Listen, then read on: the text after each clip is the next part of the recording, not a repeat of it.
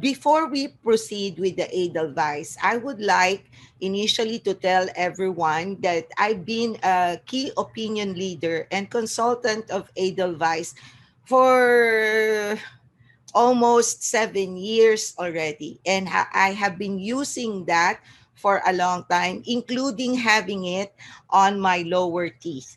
As you can see, as you grow older, your lower teeth shows more when you speak rather than your upper. And I'm so happy that I had Edelweiss on my lower teeth. And every time I see myself on the video and looking at my nice lower teeth, I'm proud to say that, I did the right thing and have it done by Dr. Stefan.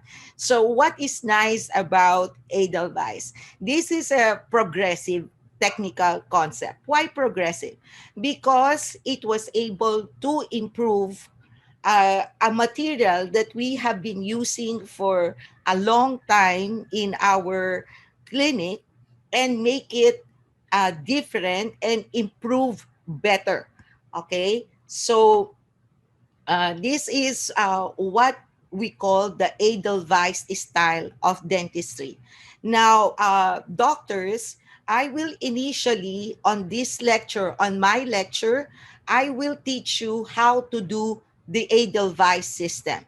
Now, on the other two speakers, they will show you the clinical cases so that you will have a better understanding how you can apply the material to the actual clinical application. So, what's so special about Edelweiss anyway? Okay, so first, of course, as I've said, you need to know the system and know the material very well. So you have a full understanding of what it is. Okay, of course, there is no such thing as a perfect material. But Edelweiss were able to create a system wherein you can use it directly, meaning without, the patient already sitting on your chair, and you can directly bond it. You can do semi-direct, meaning you can, get the impression, do it, while the patient is waiting and then bond it. Or you can do indirect, have somebody or the laboratory do it for you, especially in the posteriors, if you like to create a crown or some sort of uh, improvement of how the system is done, the advanced way of using it, then you can also do indirect. So that is what I like about a device. You do whatever you want to do. If you want to do it direct, go ahead. If you want to do semi-direct, fine. If you want, not to do anything about it and let somebody else to do it for you, it can be done as well. So another thing that I have to be clear is that this is a laser sintered uh, system, and the end result of the product is vitrified glass. And the main product that it delivers to the dentist is that it is a veneer and an occlusion VD. So what is an occlusion VD? It is actually an onlay. So it is a veneer and an onlay restoration. However, what is nice about this product is that it is very, very flexible. You can do whatever you want to do as long as you understand how the material works. Of course, like any other material, you need to understand what it is. Now, most of the questions that dentists will ask us is, how strong is this? Will it break? Will it, fracture and stuff like that? Now, as you can see, the problem with dentists, as I've said earlier, you need to have the proper attitude and mindset. Okay? So, majority of the dentists keeps on comparing apples to oranges, comparing two materials that are totally different in terms of its characteristics and content. It is like comparing metal to wood, something like that. So right now in dentistry, You might probably have heard the words minimalistic, biomimetic, holistic, all these words. What do they express as a message to all of the dental practitioners? The message is, let us preserve the natural tooth. That is why we became dentists anyway. So, when Dr. Stefan, who is the inventor of Edelweiss, started creating Edelweiss, he tried to concentrate on what is being a dentist all about.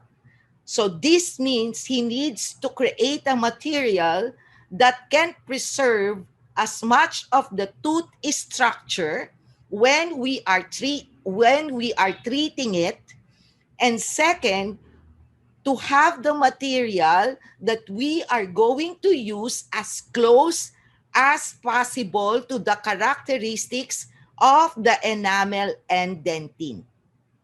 Now, as you can see, the different characteristics of enamel and dentine is like, for example, the flexural strength between 60 to 90 megapascal, and the same way as dentine, which is 245 to 280.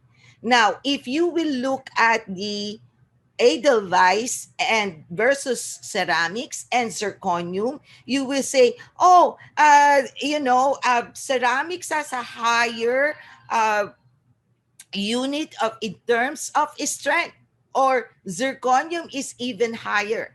But you see, it doesn't mean that it is stronger or has a higher value, that it is better. Why? Because majority of the time when we do treatment, the opposing tooth is probably a natural tooth.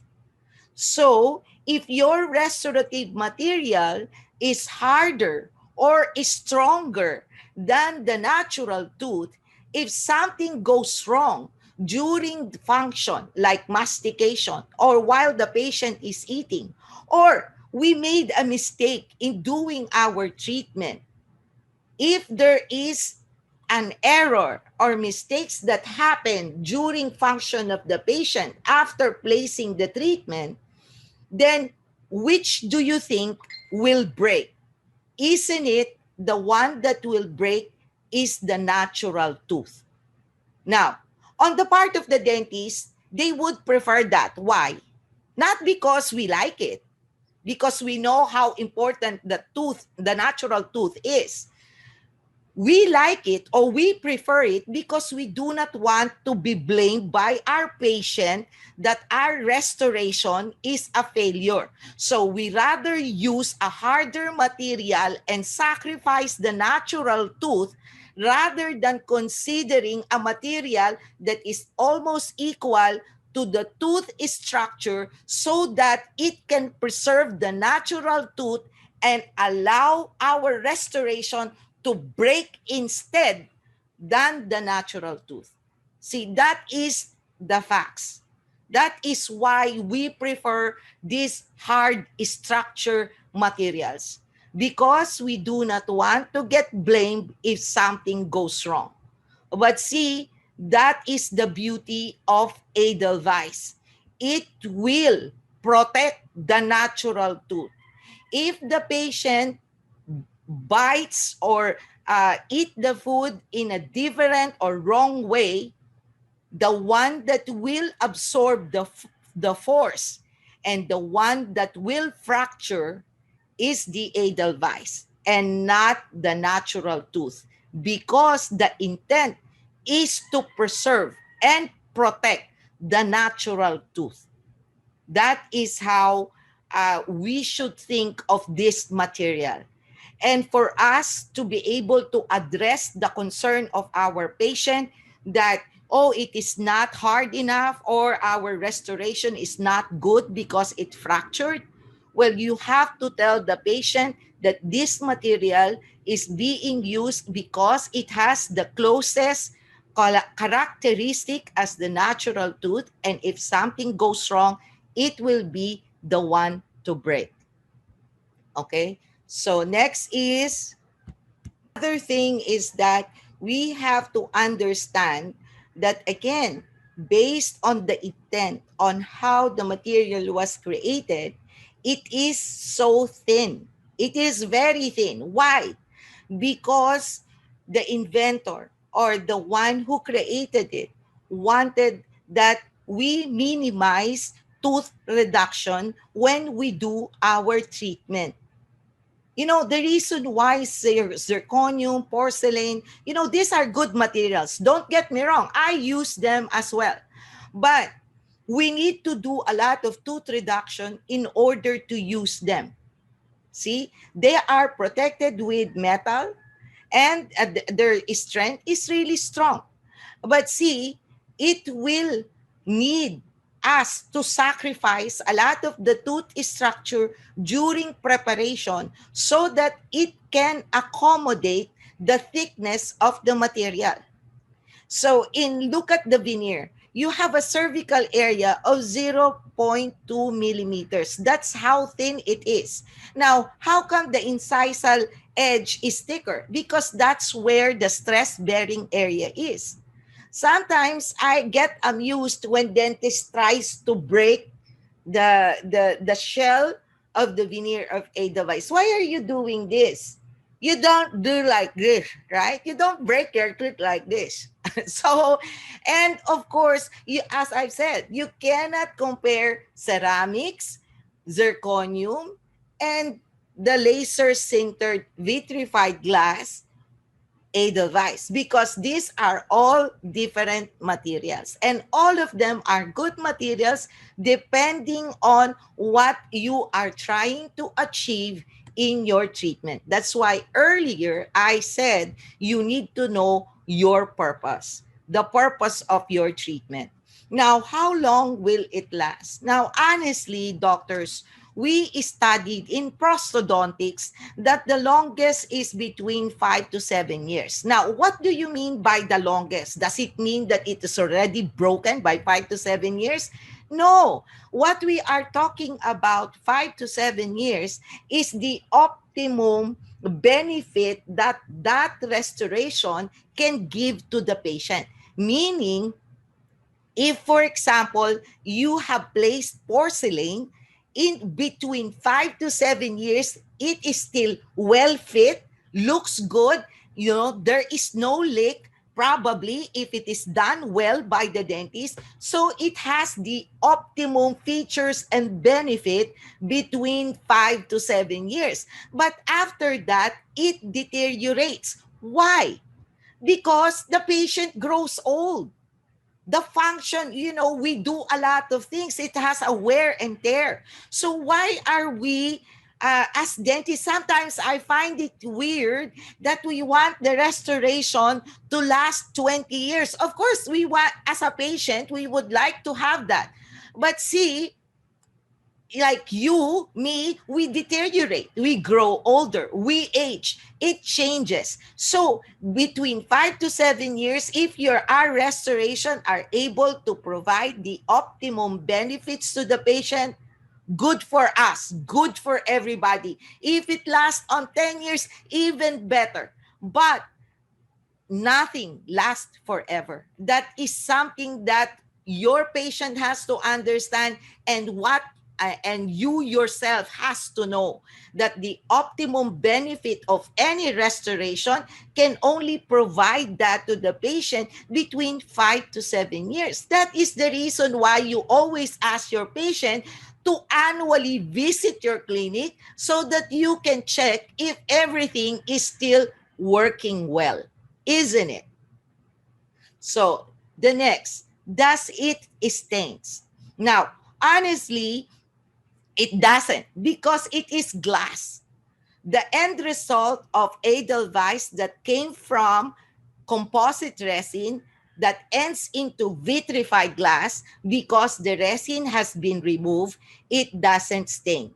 Glass doesn't stain. So I can already tell you, because a lot of people shun away people who smokes. Now, me, I like to smoke. I'm so stressed. These days, I'm even more stressed than everybody else. So, so majority of the time, I like to smoke. And considering that I smoke, my Edelweiss on the lower never stains. The one that stains is the natural tooth at the back. And I know that my Edelweiss on the lower teeth has been there for 4 years already. See, that is why when you do prophylaxis and if your patient is wearing an Edelweiss veneer or occlusion VD or any restoration that is made by Edelweiss in laser sintered vitrified glass, you cannot use your ultrasonic scaler. You can't because it will scratch the glass.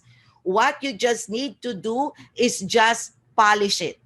See, there is no, the only reason that there will be a stain is that if there is a leak when you cement the Edelweiss veneer or occlusion VD.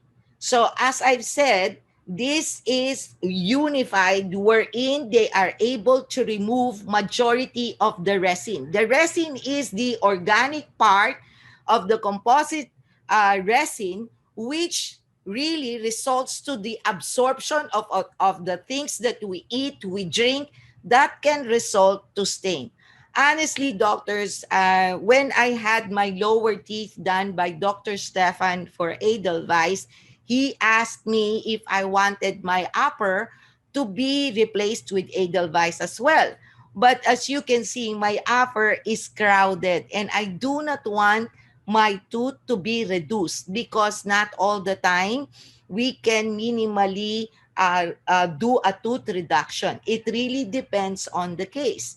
So when I said no, I said when I just get back and if my teeth are already deteriorated, then I will have Edelweiss placed on my upper. But you see, doctors, I regret that decision because of course with composite or direct restoration it stains. It doesn't look nice when I put my mouth mirror into it. Unlike my lower, I can talk and people can look at my lower teeth and it doesn't have stains and it looks really beautiful. So the next question is how much do I charge? Okay, so how much do I charge? You can charge as much as you want. It doesn't matter. You know, some dentists, they make things life complicated. They will say, oh, I cannot charge it like this because it is composite, so I can only charge this amount. I mean, where do you get all those ideas? You are charging your fee not based on the material, but based how good you are as a dentist. What is your value as a dentist? So if you are charging patients based on the material you are using, then you are actually looking at the quality or talent of yourself lower because you base you're charging through materials. So that's why when my patients sometimes ask me, how come, doctor, you are more expensive than this doctor? And I said, well, because you're paying me, you're paying my talent, and that shouldn't be based on the material. Okay. And another thing, as I've said, Edelweiss, after it went through the process, is not anymore composite resin. It is laser sintered vitrified glass. So you can charge as much as you want, but of course, at least be reasonable about it, especially nowadays. That life is really difficult and a lot of people has lost their jobs. So let us make it affordable by everyone. So another thing, I think this is the best material on this period of time because you don't need to have a transmission or transition from the laboratory or for the patient to keep on coming back to your clinic. A lot of my colleagues, when they went back to practice, what they did is that if for one patient, they will already treat everything. No, they will already treat all the problem of the patient in one go, so that the patient doesn't have to keep on coming back on their clinic and have a higher risk of getting this virus. So, in fact, this material is very ideal right now because you already have it in your hands. You can do whatever you want to do with it just as long as you follow its proper protocol and, of course, the right way of doing restoration. So you can do this by one appointment. So that is why I like this material, especially on this new normal. So, how do you properly use this material? First is you have to make sure that you get the right size. Now, in terms of the shade, honestly, you don't have to complicate things. If you want if for example, the patient already likes the color of their teeth, then you just use the enamel shade. That is it. Enamel shade. Don't have to complicate so many things and stuff like that. That is the color that was placed on my lower teeth, enamel shade, because I like the shade of my teeth. I don't like the white as if it's a horse wherein the teeth is, in front of the face, like that, because it's so white. I don't know.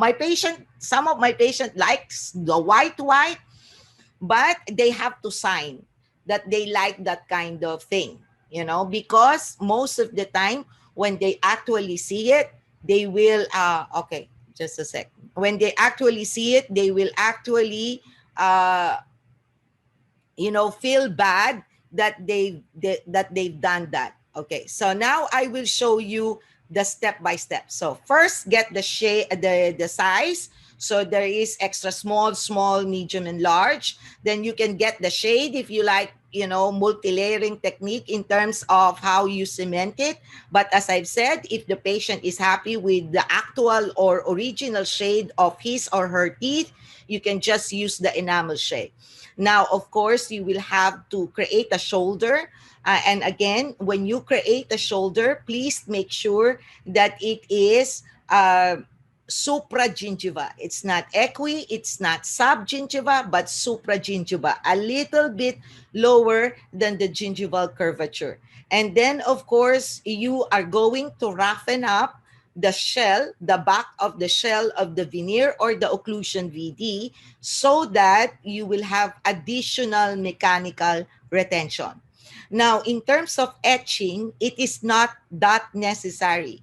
The only reason you etch is to remove the bacteria or to kill the bacteria or to clean the restoration, because sometimes it gets contaminated by your gloves or by other stuff in your dental chair or in your tray, that in the end can result to bacterial development. And this can happen not only with Edelweiss, but this can also happen in porcelain, in zirconium, to the point that they will have a blackish discoloration of the gingiva. So you only etch because, as I've said, this is not porcelain, this is not ceramic. So the only reason you're going to etch is to clean it out.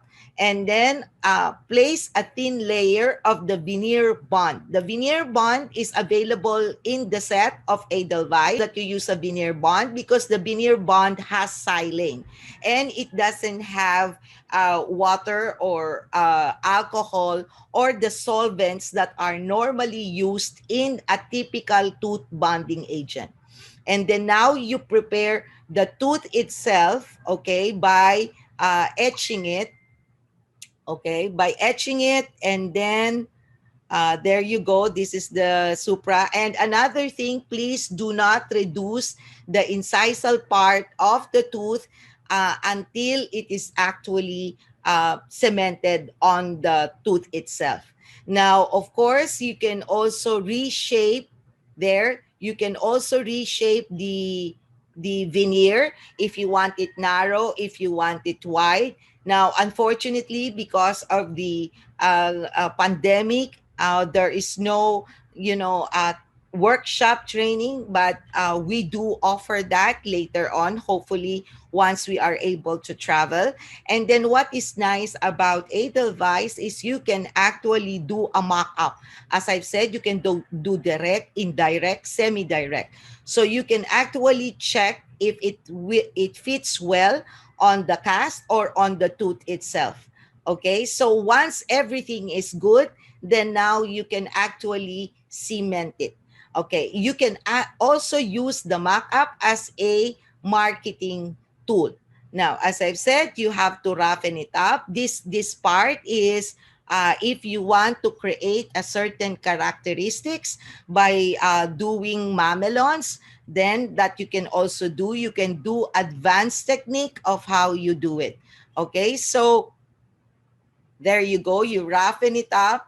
And then please make sure that there is a bowl or a cup because it is so thin and sometimes your gloves became very slippery to the point that if you wash it, it might drop somewhere. So it is best that there is a cup that is, beneath it while you are washing it so that in case of, accidental dropping or dislodging while you are cleaning your Edelweiss veneer or occlusion VD, it will fall into the cup. It will not, you don't have to search it on the floor. It happened to me when I was doing a patient, and then of course because it has a cost, we tried to look for it, and the patient was looking at me like I'm some kind of a weirdo because in the mind of the patient, what are you trying to do? Are you trying to find that shell and place it in my mouth after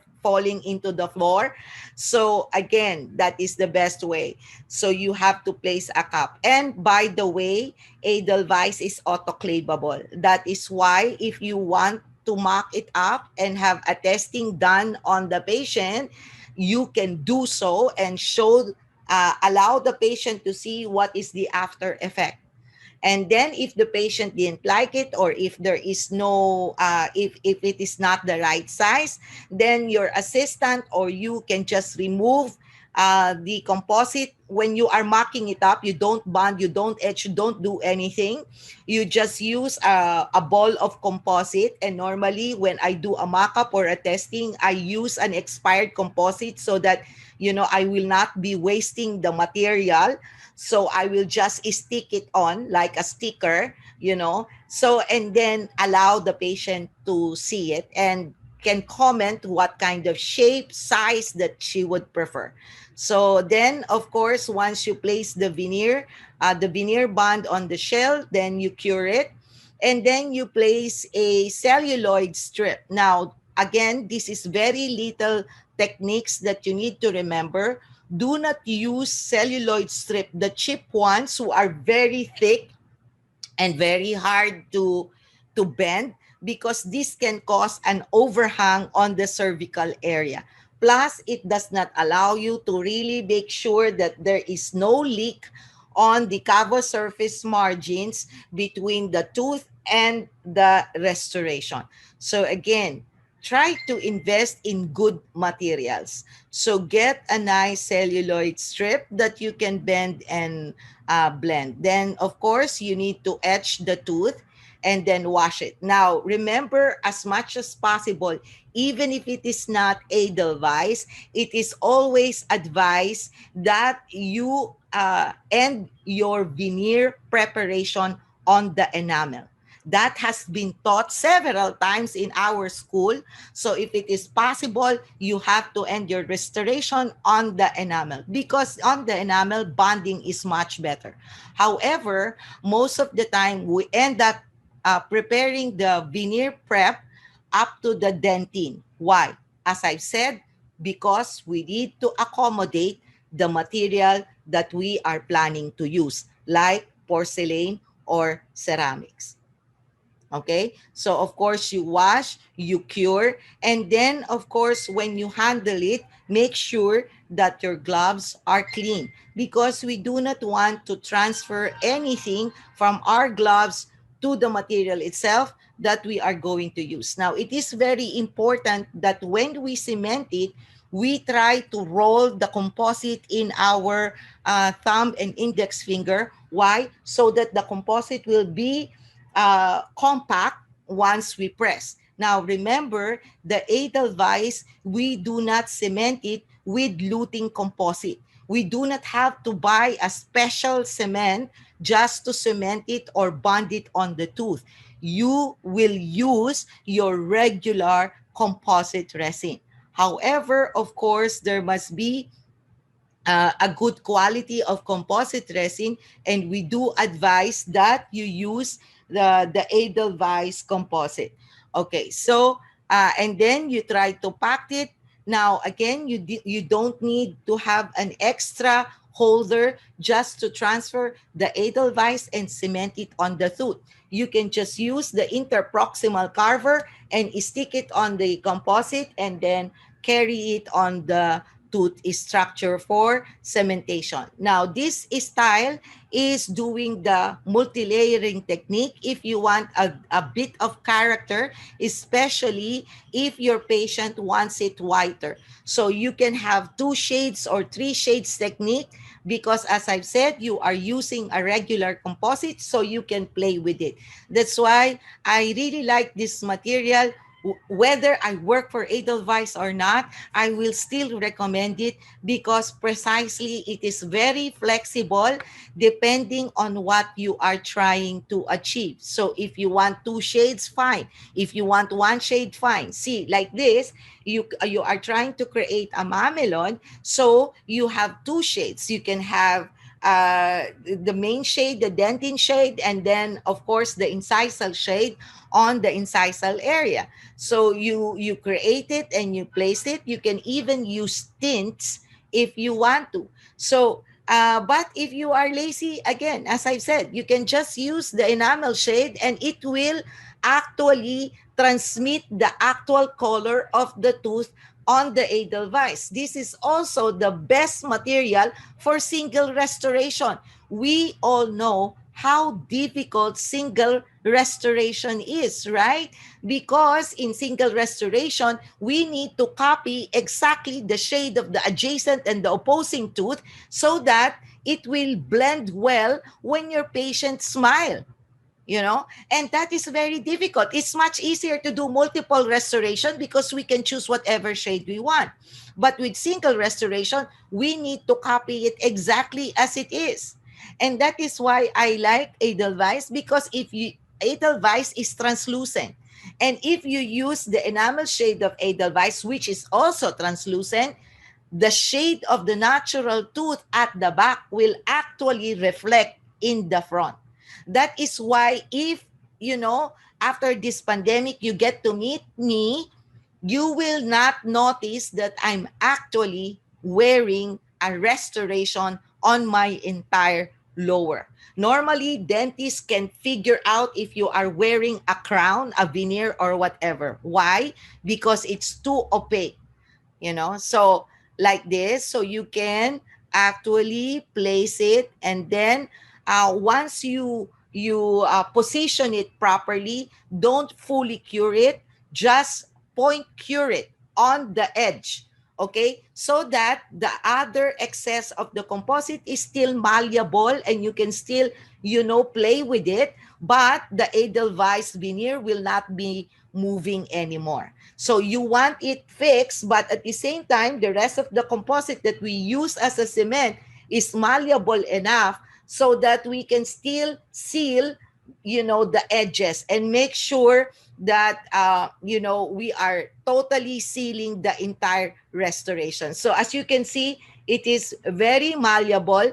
And then once we are able to already create the satisfied cementation, then that's the time we fully cure.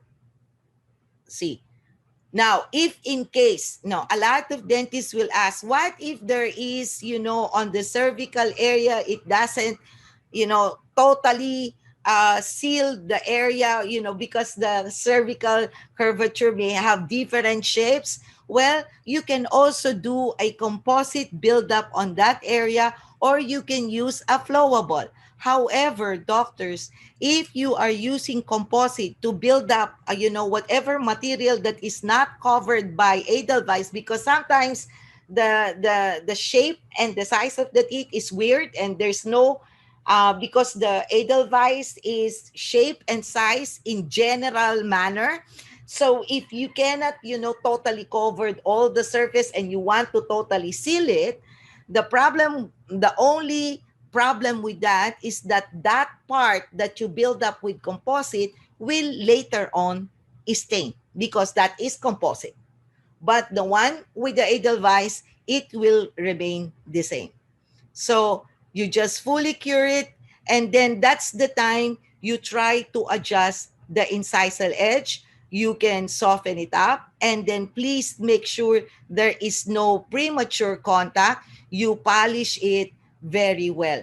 And as you can see, once you are able to done it, that is how it looks. Okay?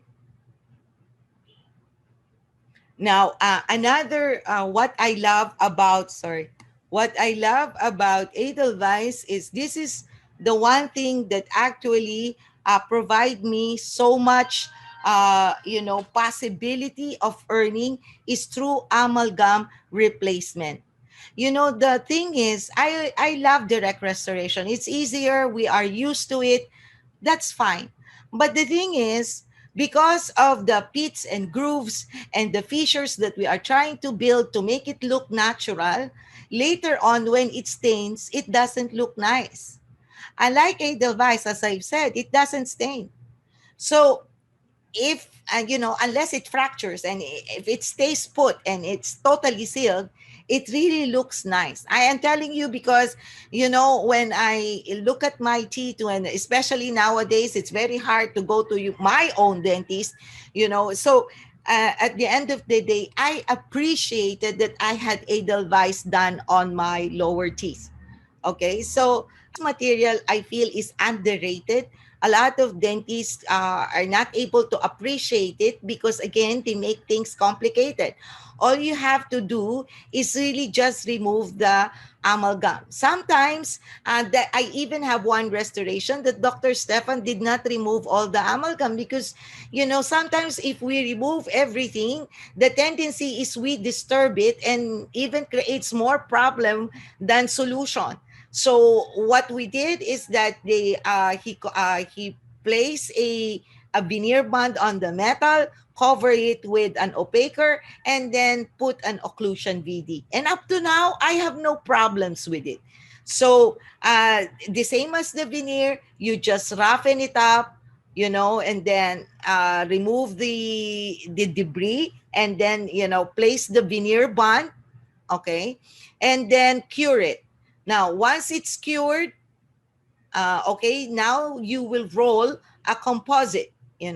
This is the first step so that you will get the actual shape of the tooth of your patient that you are restoring.